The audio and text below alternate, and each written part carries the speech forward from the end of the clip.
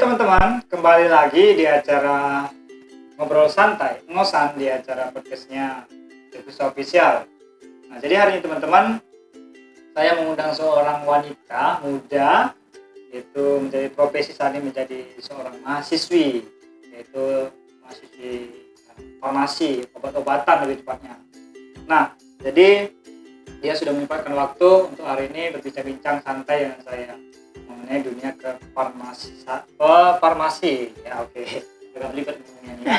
Nah, langsung saja ini kita tanya-tanya langsung. Halo Yosi, gimana kabarnya dulu nih? Sehat ya? Sehat. Oke, Yos, boleh dong kita ngobrol-ngobrol ya. Thank you nih udah nyempatkan waktu datang kita ngobrol-ngobrol santai ini ya. Nah, kira-kira kegiatan Yosi sehari-hari saat ini apa nih? Sehari-hari kegiatannya cuman kuliah, Zoom. Begitu ya, nggak beban kan? Enggak. Beban orang tua? Enggak. Oh, enggak ya? Oke. Janganlah. Jangan ya. Oke, kita sambil ngobrol boleh minum ya, udah habis ya minumnya ya. Oke, nah jurusan apa nih yang Yosi jalani saat ini sebagai mahasiswi? Saat ini jurusan farmasi Di Politeknik Kesehatan Medan. Kota Medan ya, dekat-dekat rumahnya tetangga ya. Nah, kenapa sih Yosi tertarik dengan yang namanya ambil farmasi dulu? Gimana tuh? Atau memang awalnya mau farmasi atau salah jurusan? Kalau salah jurusan sih enggak ya. Oh, iya. Oke. Dari dulu memang pengennya kesehatan, cuman dulu fokusnya pengen kedokteran. Cuman karena kan SMA cuma coba kan ujian, ternyata seleksi nggak dapet. Terus adalah ujian di Politeknik Kesehatan Medan. Ujian diikutilah, di situ ngambil 3 jurusan, farmasi, analis kesehatan, sama perawat. Puji Tuhan yang dapat farmasi, cocok lah di farmasi. Berarti memang ingin juga di farmasi ya, Iya. walaupun nggak suka dokter gitu. Bukan nggak suka ya, nggak dapat dokter ya. Iya. Oke, ini memang dinikmati juga ya farmasinya, memang suka ya. Oke, terus gimana lagi tuh? Udah sampai itu ceritanya? Oh, iya. Oke, nah jadi setelah dijalani farmasinya saat ini udah semester berapa nih? Semester 1. Masih baru berarti? Iya. Oh, dulu SMA berarti jurusan? IPA. IPA berarti ya, begitu tamat. Berarti sesuai lah ya dari IPA, alam ke kesehatan gitu ya. Oke, kemudian nih bercerita mengenai farmasi pasti identik dengan yang namanya obat. Iya. Obat. Kemudian Yosi pernah juga kirim, Bang, tolong dong bantu isi survei Iya. mengenai penyalahgunaan daripada narkoba. Iya.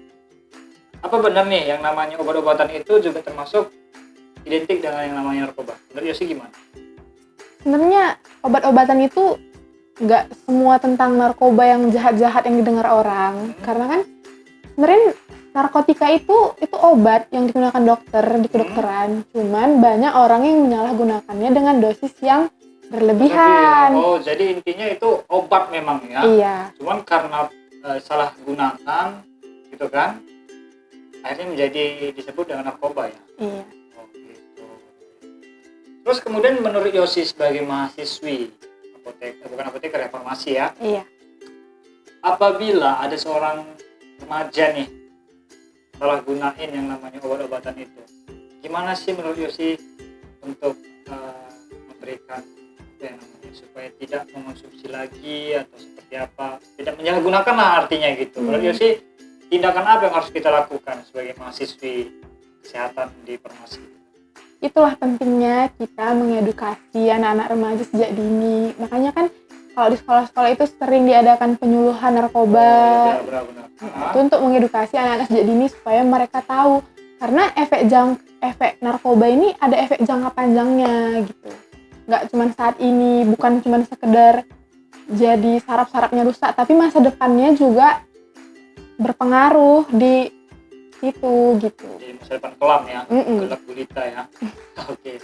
Nah, kemudian bercerita mengenai apotek, itu kan apotek ini farmasi ya, Iya. obat ya. Iya. Nah, kalau yang saya tahu nih ya kan, yang namanya apotek itu ada satu logo nih, Iya. ada kayak gelas, kemudian ada ular. Itu gimana? Yosi kan mungkin udah pelajarin nih namanya filosofinya itu. Boleh dong Yosi ceritain apa sih makna daripada gelas sama ular itu? Kalau dari yang kami pelajari ya, logo lambang farmasi itu kan cangkir atau mangkok sama ular yang dikelilingi oleh ular. Jadi ular itu kan hewan yang mengandung bisa, tapi di farmasi itu bisa dijadikan obat. bisa jadikan obat untuk penyembuhan. Nah, kalau mangkoknya itu atau gelasnya itu kalau dari filosofinya gelasnya itu gelas milik Dewi kesembuhan kalau dari kami katanya gitu.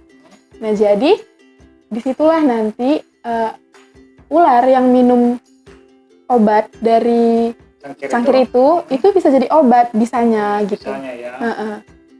Bisa juga kalau menurut saya ya, ini udah kayak mendahului anak kesehatan ya kan. Kalau setelah diceritain gitu, saya bisa menangkap artinya kalau takaran bisa itu sesuai, itu akan menjadi obat untuk orang. Berarti itulah artinya ya. Apabila tidak sesuai takaran bisanya itu bisa menjadi penyakit.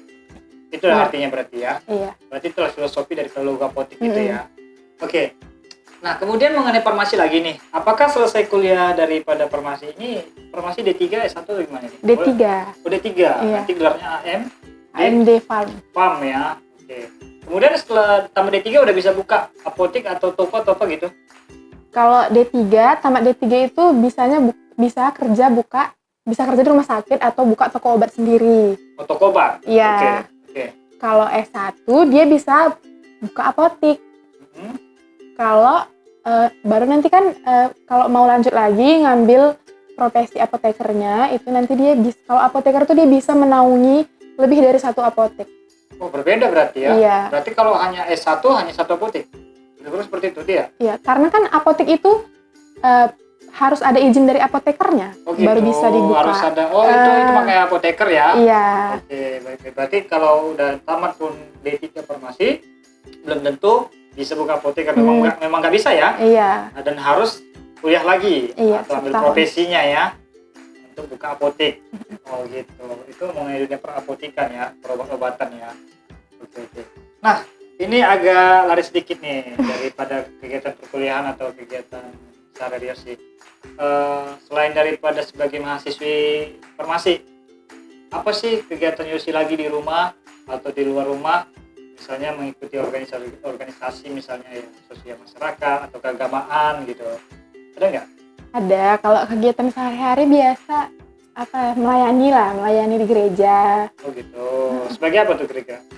Dulu awalnya sebagai penari tamborin awal mulanya. Tamborin itu yang nari-nari berarti? Iya. Okay. Baru karena udah bertambah usia. Udah tua ya? Enggak ya?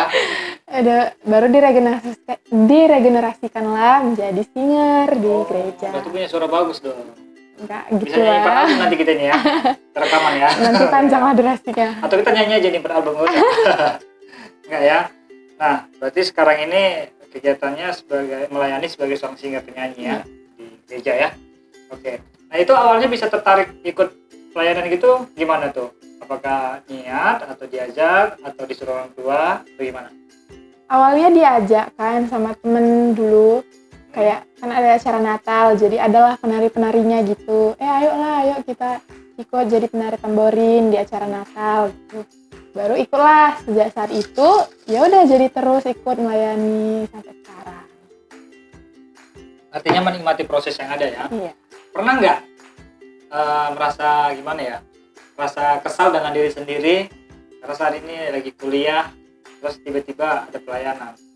Pernah bentrok jamnya atau pernah bersamaan nggak nih jadwalnya kemudian kesal gitu? Pernah, pasti pernah. Pernah ya? Mau marah tapi nggak tahu marah sama siapa? Iya. Atau pernah mungkin udah deh kayaknya capek gitu?